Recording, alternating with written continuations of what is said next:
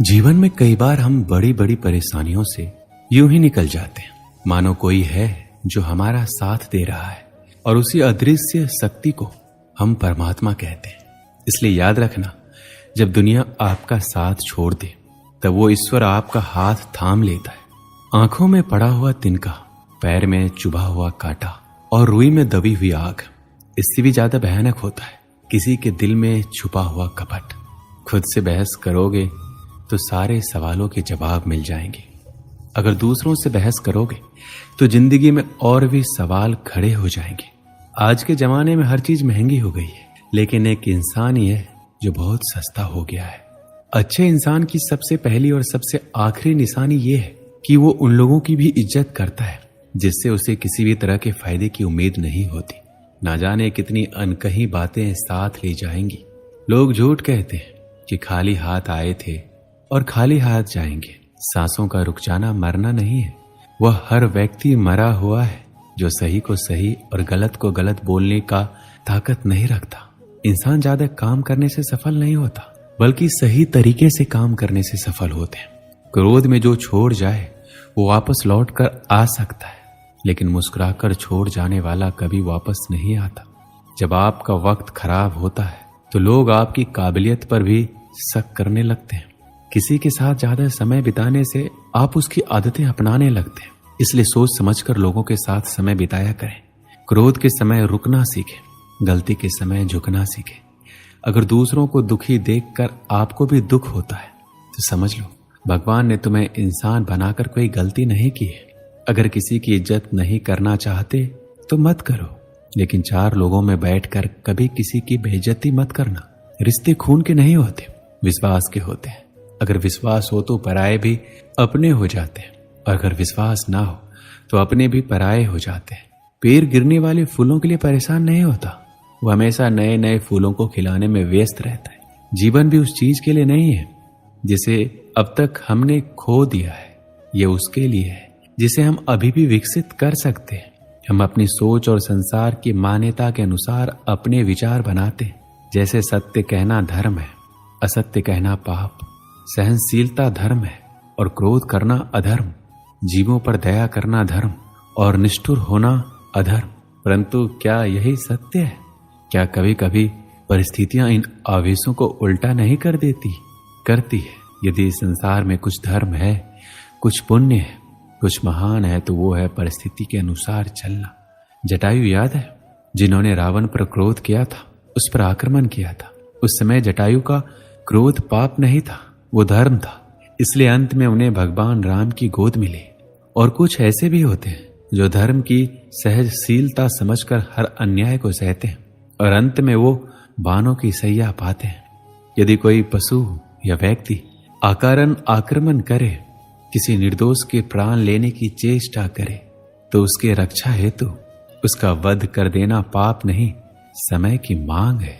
यदि किसी दुष्ट की सहायता करने से सामान्य मनुष्य को कष्ट पहुंचे, पीड़ा पहुंचे, तो उसे सहायता ना देना ही धर्म है। परंतु यदि क्रोध से कुछ शुभ हो तो क्रोध और दंड भी धर्म ही है। क्या आपको पता है कि संसार का सबसे बड़ा पाप क्या है? संसार का सबसे बड़ा पाप है किसी निर्बल को सताना, और संसार का सबसे दंड भी उस निर्बल के मुख से निकली हाय है। श्री कृष्ण कहते हैं, आपने लोहार को लोहा पिघलाते हुए तो अवश्य देखा होगा, और ये लोहा पिघलता है चमड़ी की बनी धौनकी से निकली हवा से। जरा आप सोचिए, एक मृत पशुओं की खाल से बनी धौनकी इतनी कठोर लोहे को भस्म कर सकती है। ठीक उसी प्रकार आप चाहे जितनी भी शक्तिशाली क्यों ना हो, यदि आपने किसी निर्दोष, किसी निर्बल को सताया, तो उसके मन से निकली हाय और उसका श्राप आपके जीवन को भस्म कर सकता है। लोग कहते हैं आप जिंदगी में कभी अकेले खुश नहीं रह सकते। ऐसा बिल्कुल नहीं है। सच तो ये है, जिंदगी में अकेलापन ही हमें जिंदगी जीने का सही मतलब सिखाता है। अकेलापन वो एहसास है जब आप सबसे अलग महसूस करते हैं। पर सबसे ज्यादा जरूरी है आप अपने आप को प्यार करें। जीवन में कुछ बनना है तो अपना स्वभाव जल की भांति बनाओ, जो प्यास भी बुझाता है और बाधाओं को लांघ कर अपना रास्ता भी स्वयं बनाता है। पत्थर की भांति ना बनो जो दूसरों का भी रास्ता रोक लेता है। जो झुक सकता है वह संसार को झुका सकता है, और करने वाले तो अधिकतर टूट जाते हैं। पता है इंसान की सबसे बड़ी कमजोरी क्या है? अपने आप की तुलना दूसरों से करना। हमेशा याद रखिए, सफलता कभी भी धन दौलत नहीं देखती, वो तो सिर्फ मेहनत देखती है।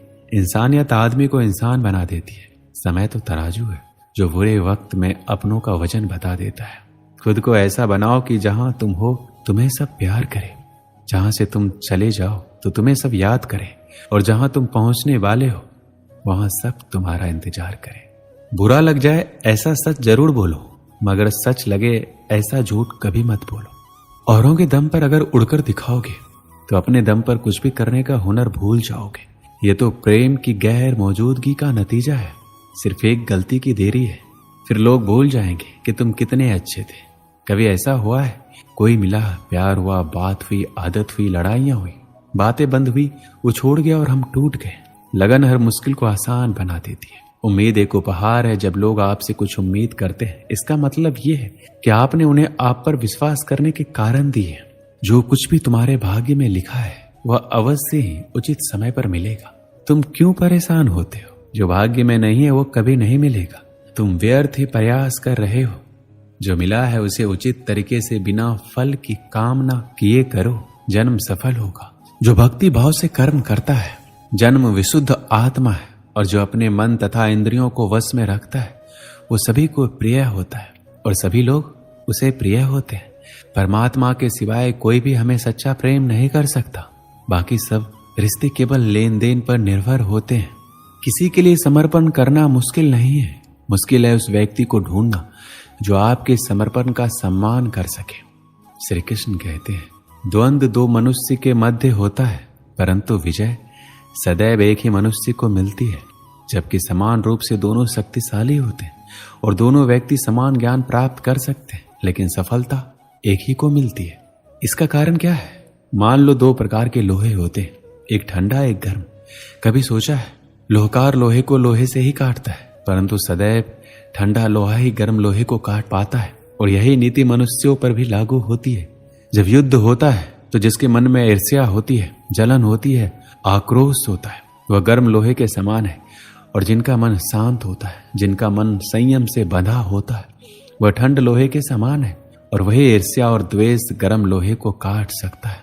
इसलिए यदि जीवन के संग्राम में विजय प्राप्त करनी है तो अपने मन को शांत रखिए। एक समय की बात है, एक छोटे से गांव में एक युवक रहता था जो तीर अंदाजी में निपुण बनने का सपना देखता था। हर दिन वह बगीचे में अपने छोटे से निशाने पर अभ्यास करता और तीर चलाता। कभी उसका तीर निशाने से चूक जाता तो कभी निशाने के पास भी नहीं पहुंचता। गांव के लोग अक्सर उसका मजाक उड़ाते और कहते वह कभी अच्छा तीरंदाज नहीं बन पाएगा। लेकिन वो युवक अपनी कोशिशों में कमी नहीं आने देता था। उसने ठान लिया वह हर दिन पहले से बेहतर बनेगा। वो सुबह जल्दी उठता, रात में देर तक अभ्यास करता और हर तीर को ठीक से चलाने की कोशिश करता। वह अपनी असफलताओं से निराश नहीं हुआ, बल्कि उनसे सीखता था। हर बार वह खुद से सवाल करता कि उसने कहाँ गलती की और अगली बार उसे कैसे सुधारा जाए। कुछ सालों बाद गांव में एक बड़ा तीरंदाजी प्रतियोगिता का आयोजन हुआ।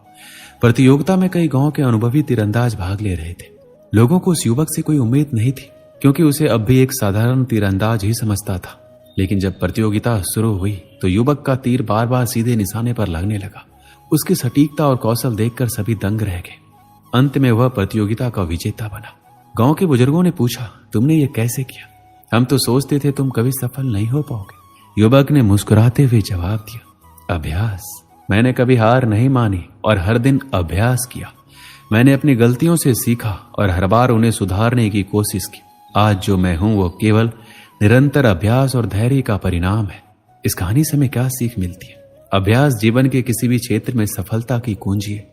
असफलताएं हमारे रास्ते में आती है, लेकिन अगर हम उन्हें सीखने का माध्यम बना लें और लगातार प्रयास करते रहें तो कोई भी बाधा हमें रोक नहीं सकती, चाहे हमारे सामने कितना भी कठिन लक्ष्य क्यों न हो। निरंतर अभ्यास और दृढ़ निश्चय के साथ हम उसे अवश्य हासिल कर सकते हैं। दोस्तों, इस वीडियो में बस इतना ही। मिलते हैं अगली वीडियो में। अपना ख्याल रखिएगा। जय श्री कृष्ण।